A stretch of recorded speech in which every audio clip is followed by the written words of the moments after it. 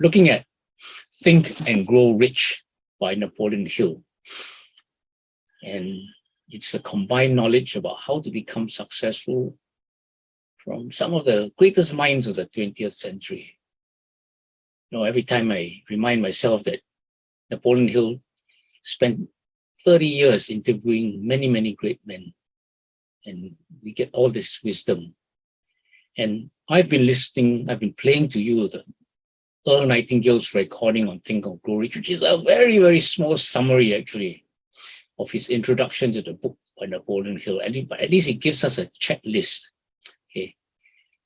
And I've shared with you in the past, when I do this preparation, it's really for me. So I take notes, especially when he made these 2 points. I always have a notebook handy. So of course I have to have a notebook handy to prepare this. And then I listen to this message, not just to share to you, but for my own personal learning and application and success. Okay, because I want to model this myself. So take notes as you listen to this. I know, many of you are fantastic planners, but there's always something new to learn. Okay, especially when you go through the replay. Ask yourself how you can apply whatever you've learned in your life now, even though it's on the topic of planning, which Singaporeans are so good at. Napoleon Hill wrote 13 proven steps to riches. Steps to riches, where riches is simply whatever you happen to want. Okay. So today, let's hear Earl Nightingale on the 6th principle, organized planning. Okay, I'm sorry. Someone said there's no sound. Let me, just in case it's true, let me play it all over again, because I think I was on the wrong screen.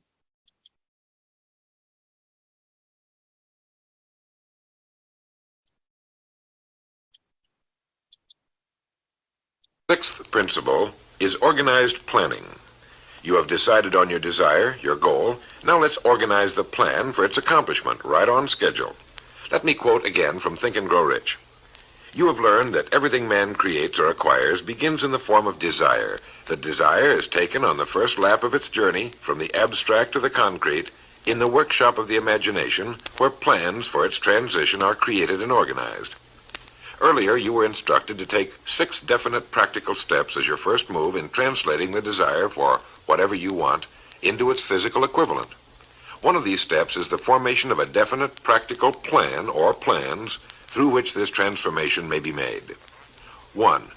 Ally yourself with 1 or more persons, a group of as many people as you may need for the creation and carrying out of your plan or plans for the accumulation of the money you've established as your goal. Making use of the Mastermind principle. This is important. 2. Before forming your Mastermind alliance, decide what advantages and benefits you may offer the individual members of your group in return for their cooperation. No one will work indefinitely without some form of compensation, although this may not always be in the form of money. 3. Arrange to meet with the members of your Mastermind group at least twice a week, and more often if possible, until you have jointly perfected the necessary plan or plans for the accomplishment of your goal. 4. Maintain perfect harmony between yourself and every member of your Mastermind group. Keep in mind these facts. First, you're engaged in an undertaking of major importance to you. To be sure of success, you must have plans which are faultless. Second, you must have the advantage of the experience, education, native ability, and imagination of other minds. This is in harmony with the methods followed by every person who has risen above the average. Work at this until you have a well-executed formal plan for reaching your objective. In this way, you're never confused or wondering what you should do next. Every morning you know exactly what you're going to do and why. It is in this chapter of Think and Grow Rich that Napoleon Hill gives us his 11 qualities of leadership. 1. Unwavering courage. 2. Self-control. 3. A keen sense of justice. 4. Definiteness of decision. 5. Definiteness of plans. 6. The habit of doing more than paid for. 7. A pleasing personality. 8. Sympathy and understanding. 9. Mastery of detail. 10. Willingness to assume full responsibility. And 11. Cooperation. The chapter on organized planning is one of the largest and most important in the book. It goes without saying that a man without a plan to follow is like a ship without a course. No place to go, with disaster a probability.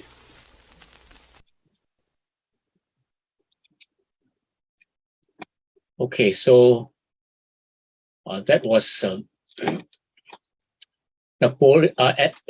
Earl Nightingale's summary of the sixth principle, organized planning. Now, this chapter 7, it's actually 31 pages long, and it covers a lot of territory, from mastermind groups, also to how to write a winning bio. So, it's not covered by Earl Nightingale. So you really want to look at this book particularly because it is about the execution. But I want to summarize all of this into 3 ideas about plans, okay, just to make it easy. Summarize it into 3 ideas about plan. First thing is to plan for success. Okay. Plan for success. So it's about realism. When you create a plan, it has to be realistic. Okay. So that is part of setting what we call a SMART goal, S-M-A-R-T, specific, measurable, achievable, risking, and with a time deadline. Okay. So it's about a realistic goal. When he talked about forming a mastermind group, purpose is about to plan for success, to come up with good plans that will succeed. You form this mastermind group. Okay.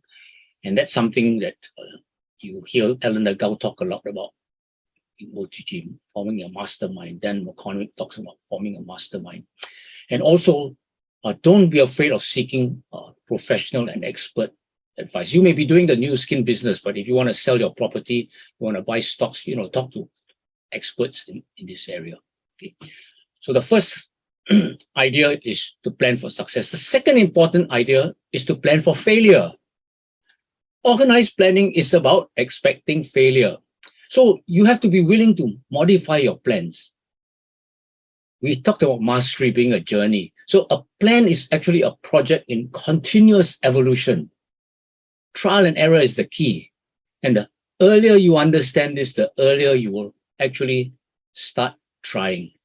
Okay. So that's why I come up with this idea, the thought, ready, fire, aim. Okay. Don't aim so long at fire, because it's in the firing that you get to aim better. Okay. So don't spend too much time in developing the perfect plan or the perfect product, because you will be wasting your time. Okay. It is about iteration.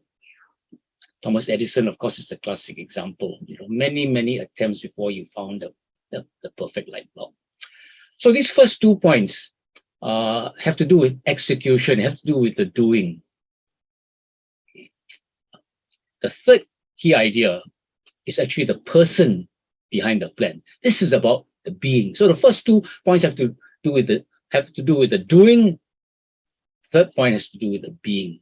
It is about the executor, who you are. You've heard the phrase, okay, about be, do, have. Okay, what do you want to have? Okay, so what do you need to do in order to have that? And who do you need to be in order to have that? And being is where the power is. What is your plan to be a better leader? This is about introspection. This is about self-awareness. This is about reflection that I've been talking about. A plan might be great, but a plan must also be executed and carried out. If the person who is supposed to carry it out is not ready, the plan will be a failure. And we talked about our mastermind. Who do you attract in your team, in order to succeed? And, you attract people like you. Okay. So organized planning means looking at yourself, analyzing yourself, and being ready to change yourself in order to get you ready to carry out the plan that you want. So that is why Napoleon Hill provides a list of 11 qualities of leadership, which Earl Nightingale read out. I will repeat this list, and I'll post this list, okay, under the comment section later. Okay. So these are 11 qualities from Napoleon Hill. Unwavering courage. 2, self-control. 3, a keen sense of justice. 4, definiteness of decision. Definiteness of plans. 6, the habit of doing more than paid for. 7, a pleasing personality. 8, sympathy and understanding. 9, mastery of detail. 10, willingness to assume full responsibility. and 11, cooperation. That's that win-win, that synergy we're talking about.